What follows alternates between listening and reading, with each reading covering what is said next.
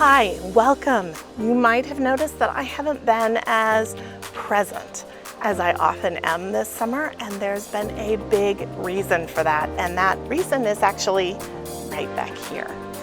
We have been building a deck. This was a huge DIY project, but it's done. And today I'm going to give you a tour of the whole space. I'm also going to tell you about the materials we chose, the furnishings we used, and the construction project along the way.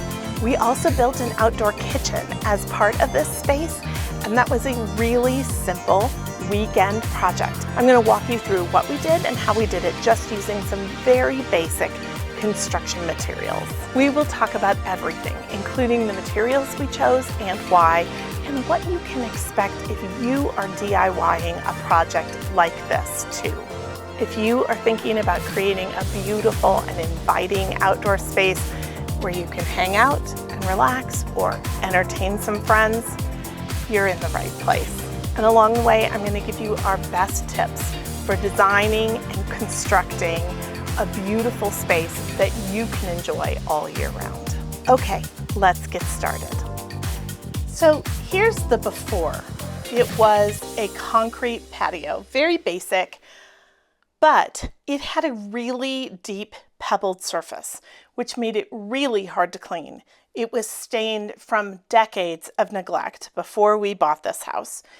You couldn't walk on it barefoot. It was just too uncomfortable under your feet.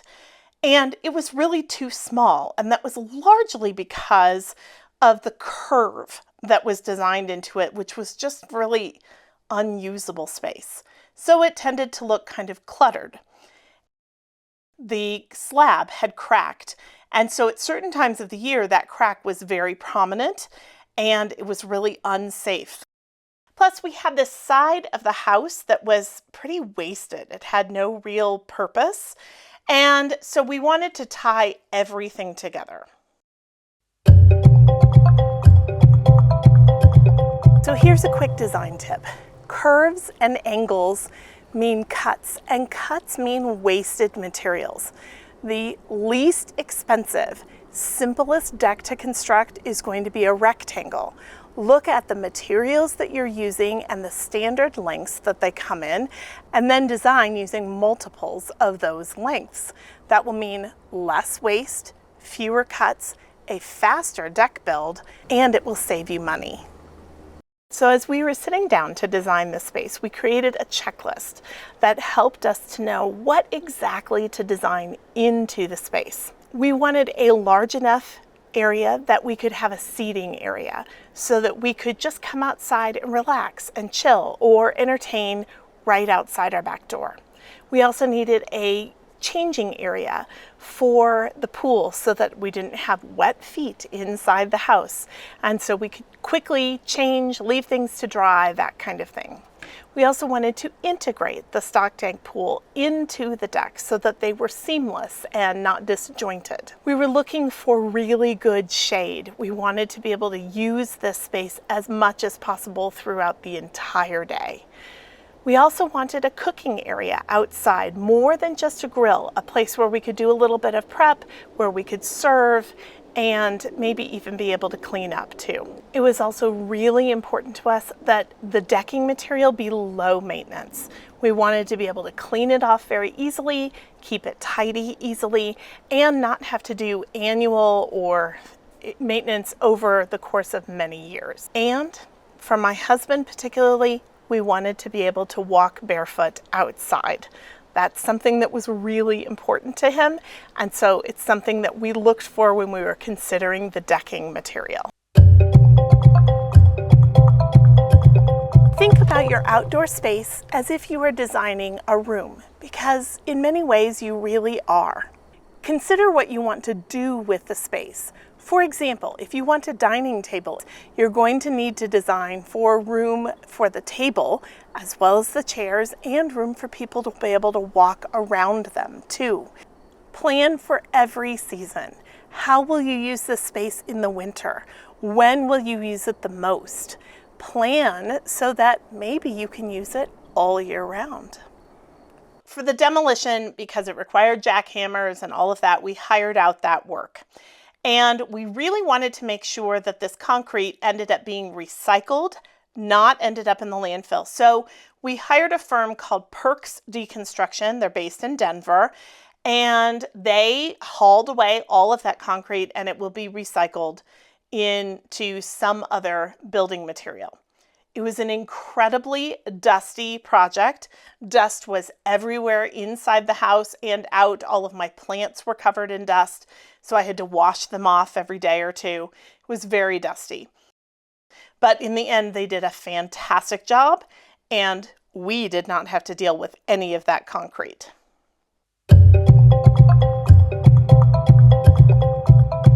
When you're doing demolition, find a service that will recycle the materials that you have to remove. It's much better for the environment than for them to end up in the landfill. And even concrete can be recycled. The demolition process is stressful for pets, so be sure you plan for that as well. The concrete rubble was really hard on our dog's paws, and the framing was an obstacle course for them. They were so relieved once we started to install the decking material. Finally, they had a smooth surface again. So for this deck, because it was so big and we had so many footings, we ended up using ground screws. If you've never seen ground screws before, you basically just wind them into the ground and they go nice and deep and get below the frost line. And they were a good DIY solution for us. Be sure to consult your local building department before you begin construction. They will have guidance for you on what kind of footings you need in your particular climate. Call before you dig anywhere. You don't want to hit underground utilities, so just make a phone call and make sure there's nothing you need to avoid. So one of the questions I'm often asked is, how long did it take you to build the deck yourselves? And in truth, it took us about 6 weeks. We spent 1 week working on it full time, and then the rest of the time it was nights and weekends and that kind of thing. Most of that time was spent doing the framing work. And the thing is, this is a 600 square foot deck. It is not small. It needed to be very precise and level because we were using tanzite as the decking surface, which, unlike, say, a wood surface, doesn't have any give to it. Also, there were 3 of us working on it, so it were slower than a big crew. And as a result, we did fight some warping in our framing materials. If you had a big crew come in, they could have knocked this out in 2 or 3 days. But, you know, we are a family DIYing, so it took a little longer.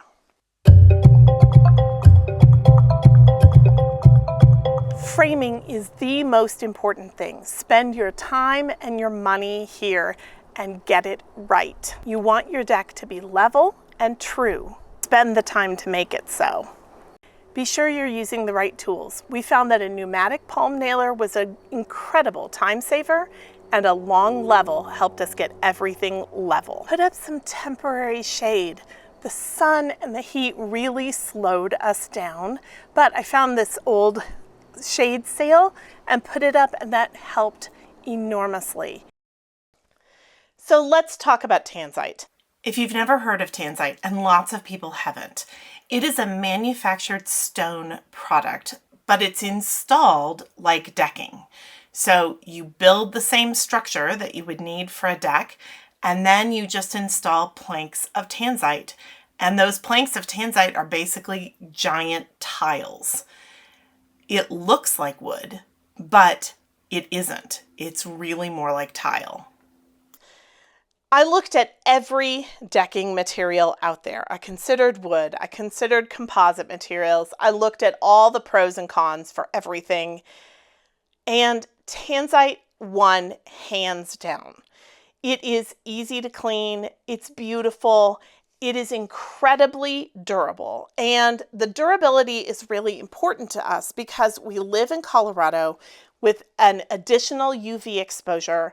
We have extremes of heat and cold, and all of those factors impact materials that you use. We wanted to be able to walk outside barefoot. We wanted to be able to clean this very easily, and we wanted something low maintenance. Now, Tanzite checks all of those boxes, and it's a little bit more like tile than a decking material. And that's something that if you're considering using Tanzite, which I cannot recommend it highly enough, but if you're considering using Tanzite, you need to know that. There is a little more precision and a little more time involved in getting the Tanzite installed correctly. But once you figure out how to do it, it just flies.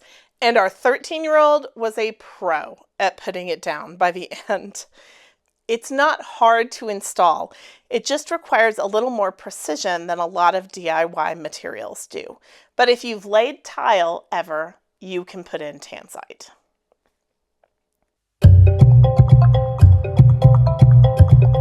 Choose the most durable materials you can afford. Plan for long-term maintenance. There is cost and time involved in maintaining decking materials, so make a plan for how you will accomplish that. Use the right tools. Using a wet saw made cutting the Tanzite so much easier. I had worked with Toya Grid before on the Shade House, so choosing their products for this deck was easy. I wanted them to coordinate, first of all, but I also know how durable they are and easy to put together. We chose to use 2 of their pergolas. One of them functions as our changing structure, where we can go in, put on a swimsuit, hang things up to dry, all of those kinds of things, and then get into the pool. I never have wet feet inside the house, which I love. It also gives us privacy in the pool from our neighbors. We then also put up a pergola over the seating area, and that pergola gives us plenty of shade, and in the evenings we can put up a screen and watch big movie outside. Create some shade. If you don't have some, you will use your outdoor space so much more. You could use a pergola, you can use shade sails, you could use umbrellas, but plan for shade. If you need some ideas for how to hang shade sails, check out this video. Get some friends to help. Many hands make putting together a pergola safer and a lot faster. Once we had everything assembled and put into place, it was time to layer in some accessories. I went very simple. I just chose some very colorful pillows, some floor cloths, and plants. And I'm going to add some more plants as time goes on. But keeping it simple means that it's easy to tuck those things away as the weather changes, especially for the winter. Plan a storage spot for pillows and rugs and things like that in rain and snow. We have a trunk in the changing area where we keep our pillows, and we have some great couch covers to keep our cushions dry. One of my favorite things about the whole outdoor space is our outdoor kitchen. We wanted this area to be flexible, so everything is on wheels. We can reconfigure it as we need. We started with a grill, again, on wheels, but it has lots of grilling surface so that we can cook for a big party. And then my husband made these 2 carts. They are designed around these stainless steel drawer units that came from Lowe's. We've got all our cooking utensils, paper towels, cleanup things, everything's in the drawers. But then the carts can be moved around. They can be prep area, they can be serving area, and they can be placed anywhere that we want on the deck. Furniture on wheels makes everything more flexible, and you can add casters to almost anything. It makes it so much easier to move things around. We live, work, and play outside as much as we possibly can. So having a space like this to relax and to entertain has just been magical for us, honestly. And it's only been maybe a month that it's been done. So I'm looking forward to many years of hanging out together out here. I need to thank my sponsors for this project, Tanzite, Toya Grid, and Lowe's, who helped us put it all together. They provided materials to make this entire project possible. If you have any questions, drop them below and I'll be sure to respond. And don't forget to like and subscribe. Happy gardening!